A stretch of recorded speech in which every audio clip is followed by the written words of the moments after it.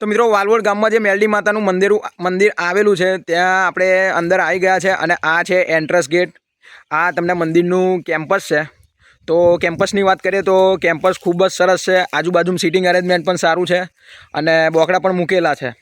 તો અને બીજી એક વાત કે આ કેમ્પસમાં ચારે બાજુ ઝાડ છે. અને બીજી વાત કરીએ કે કેમ્પસની આજુબાજુનો વિસ્તાર જે આપણે ગણીએ કે બહારનો વિસ્તાર, એ તો આખો જંગલ વિસ્તાર જ છે.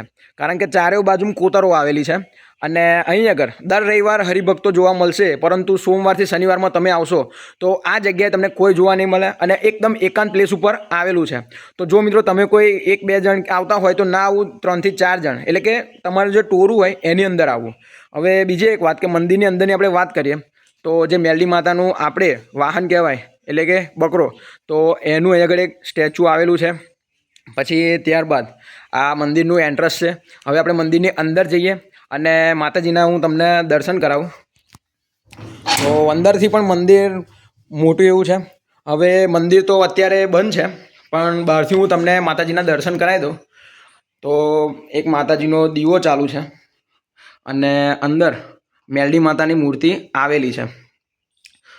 તો આ પણ મંદિરનું સત એવું છે કે અહીં આગળ વસંત રબારી, એટલે કે એ જ્યારે ગાયો ચરાવવા આવતા હતા તો એ ટાઈમે અહીં આગળ ઘણા બધા વાઘ હતા. કારણ કે આજુબાજુનો વિસ્તાર જુઓ તમે કોતરોમાં, એટલે બધું જંગલ જેવું જ છે.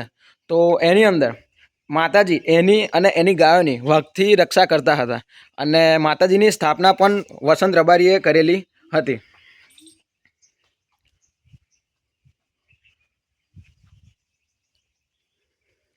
તો મિત્રો આ મંદિરની પાછળનો સાઈડનો એરિયા છે.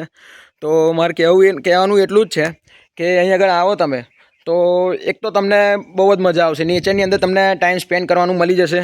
બીજી વાત એ કહું કે એકદમ પીસફુલ પ્લેસ ઉપર આ જગ્યા આવેલી છે. એટલે કે પબ્લિક પ્લેસથી એકદમ દૂર છે અને 1 ડે ટ્રીપ કરી હોય તમારે તો એના માટે આ જગ્યા એકદમ બેસ્ટ છે. બરાબર. ધારો કે તમારે કોઈ સ્કૂલનું મેનેજમેન્ટ છે કાં તો ઘેરથી તમારે 1 દિવસ માટે ફરવા આવવું છે તો આ જગ્યા એના માટે બેસ્ટ પ્લેસ છે.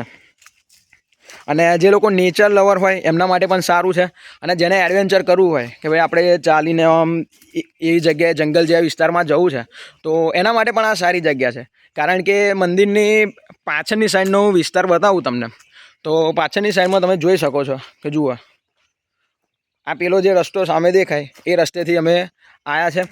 અને બીજું કે નકરા તમને ઝાડી ઝાખરા જ જોવાના મળશે. બરાબર. આ જુઓ તમને ચારે બાજુ કોતરો જ જોવાની મળશે. તો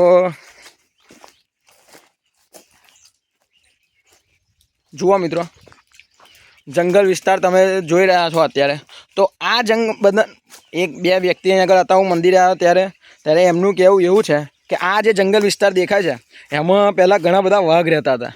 અને એ વાઘથી અત્યારે જે આપણા મેલડી માતા છે એમની જેમણે સ્થાપના કરી એ વસંત રબારી, તો એ જ્યારે ગાય લઈને ગાયોને ચરાવવા આવતા હતા ત્યારે ગાય અને એ વસંત રબારી એ બધાની મેલડી માતા રક્ષા કરતા હતા. એટલે કે વાઘથી એમની રક્ષા થતી હતી.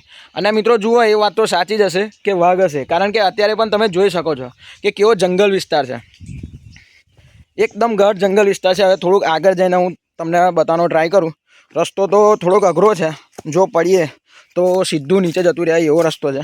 પણ તો પણ એવા રસ્તામાં જઈને હું તમને બતાવી દઉં કે જગ્યા કેટલી સરસ છે એમ. તો જુઓ મિત્રો, આજુબાજુમાં નકરા ઝાડ તમને જોવાના મળશે. અને સામેની સાઈડ જે છે એ તો આખો જંગલ વિસ્તાર છે. બરાબર છે. તો મિત્રો આટલા સરસ લોકેશન ઉપર આ મંદિર આવેલું છે.